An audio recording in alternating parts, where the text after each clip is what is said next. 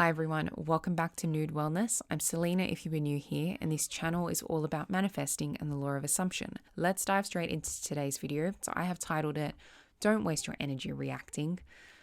Short answer to a question that I get asked very often. So the question is, how do I not react to the 3D? I get asked this all the time, and I can see other people being asked it. My short response to that would be, you decide not to. That's it. You decide not to react to the 3D. I'll give you my long answer in a second, but an analogy I want to give you, a really silly one that I hope kind of brings the point home of how silly it is to react to the 3D is, for example, you live by yourself, okay? You just had lunch, you've dirtied a bunch of dishes, and you put those dirty dishes in the sink, and you go walk away. An hour later, you come back into the kitchen, and you see that your sink has a bunch of dirty dishes in it, and you start going, oh my God, what the hell? Why are there a bunch of dirty dishes here? I can't believe this has happened, da da da da da da. And you are going off and getting so upset that the fact that there are dirty dishes in the sink. When you clearly were the one who put them there, you were the one who made them dirty.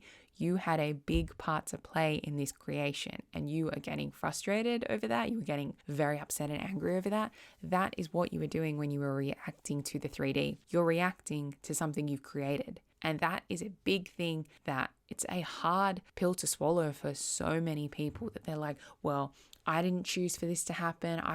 No one chooses to be sick. No one chooses to get broken up with. No one chooses to be unhappy. No one chooses for a natural disaster to happen. No one chooses for any of that. But you do have a part to play in it. Okay, this isn't about victim blaming. This is about empowering you that when things do happen, can you be brave enough to see where your mind was at when things were happening? And I'm going to give you, I wasn't planning on to, but I'll give you a little backstory or a little story from my own life. Trigger warning here.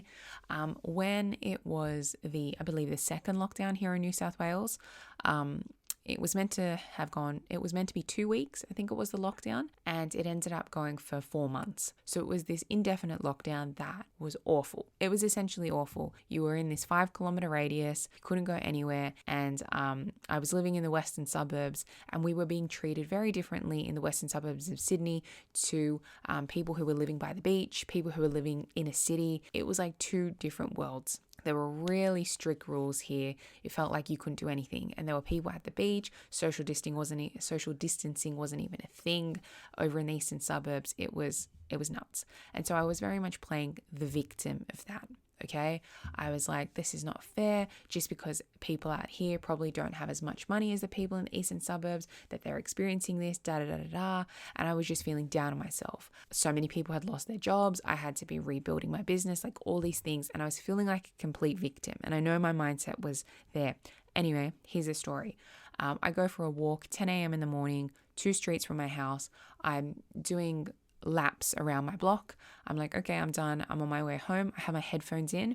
And as I'm walking up one of the streets, this man comes behind me. He grabs me and he thrusts his hips and his groin into the back of me. I obviously can't hear anything because I've got noise cancelling headphones in, and I'm obviously very shaken up by it and very upset. For me, I kind of snapped and I turned around and went to tackle him, and I ran after him, which you decide whether you want to do that. In the end, I was able to grab his shoes, but he ran off. Thank God nothing worse happened than that he didn't have any kind of weapon or he didn't drag me away. And I'm very grateful that I was strong enough to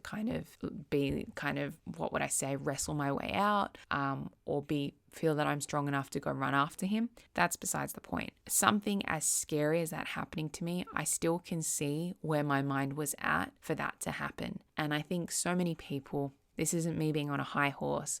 I'm just saying that there are a lot of people who things will happen to them and they will continue to play the victim. And I was definitely the victim in that scenario, but I still was like, okay, I know how I created this from a bigger, grander scheme of things. Like if I'm to completely zoom out and be very objective about it. Okay, that was kind of a bit of a tangent, but I hope you get the point. So my biggest point here for today's video is, why are you wasting your energy reacting when you could be using that energy to persist? Okay, your energy is precious. I don't want manifesting to be a chore for you. I don't want manifesting to be like another job for you, it to be tedious. By you constantly reacting, you are making yourself sad. You are making yourself frustrated, feeling defeated, feeling like the victim. And you will make this journey so much more difficult. You'll make it harder. You won't make it enjoyable at all. You are making something that you were doing naturally, and you're making it like a job. Like it's just not what you're meant to be doing, and you're just getting in your way. Every time you react and you wallow in those feelings, you are getting in your own way. Something that I have definitely learned is that some things just don't need a reaction. And I've done so much personal development work over the years since I was 18. And it's only until I have really grasped the concept of law of assumption and consciously manifesting that I've realized that some things just don't need a reaction. And this is huge coming from me, because in the past I have always been very reactive, highly anxious. I've always been outspoken.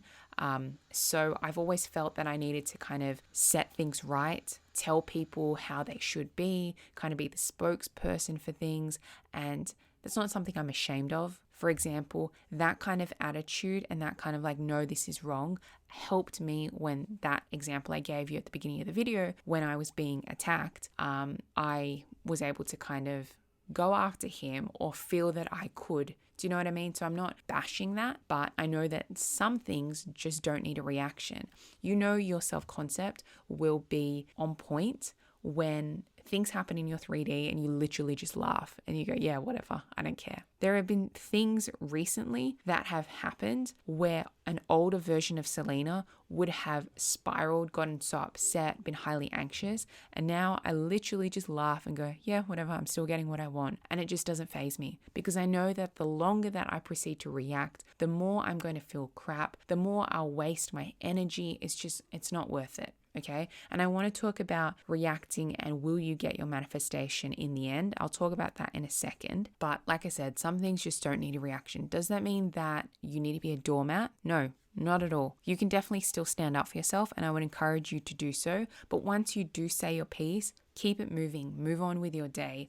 Most people, especially when it comes to being in a relationship, find it quite easy to be like, no, I don't appreciate that behavior, no this, no that, and that's okay. But then when they do speak up for themselves, when they go away and get on with their day, they start getting anxious, they start getting in their mind and doubtful, going, oh my God, did I ruin something? Did I push them too far? Are they going to leave me? And you start spiraling like that. And what's going to happen is that is what you're going to experience. That is going to be something that you're reflecting out, and that person has to conform to those thoughts.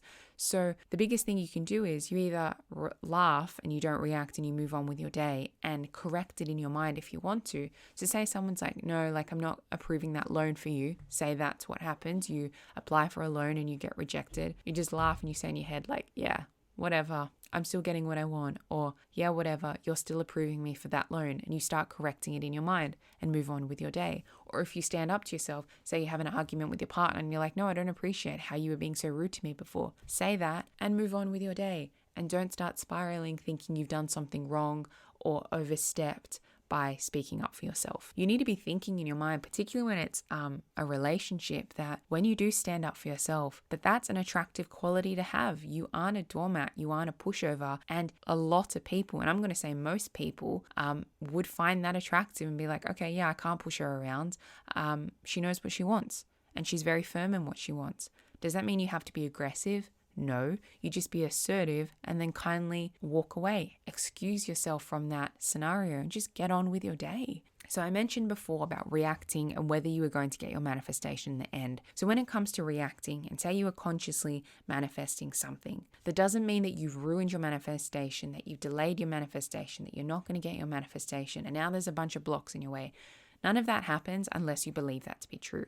So you should be having the thought, you should be having the belief that you are always going to get what you want regardless, that it's all unfolding perfectly, that even when you are feeling doubtful, frustrated, totally fine, I'm still getting what I want, it doesn't matter. Be having that belief, okay? But the reason why I say to you is to not waste your energy reacting is because reacting feels crap. Reacting feels really, really shit. No one, like I said, no one wants to feel upset. No one wants to feel doubtful, frustrated, anxious. No one wants those feelings. So I would encourage you to limit your reactions to stuff that you have played a part in, especially during your conscious manifesting journey, and to just save that energy to keep persisting. Why would you want to make yourself feel bad majority of the time? Like no one does. No one wants that. You will get to a point where you will just feel relaxed in the knowing that everything is 100% malleable and that you have somehow played a part in the creation of it, and it is just a reflection of your thoughts.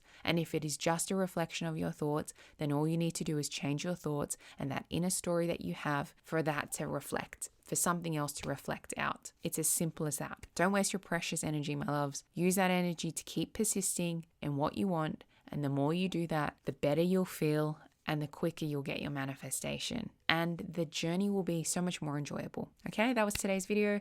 As always, message me on Instagram to connect. And if you are after email coaching, details are in the description below. It has been so lovely working with so many of you recently and just being able to correct things where needed, guide you, hype you up, all of those things. I will speak to you soon. That's it. Toodles. Bye.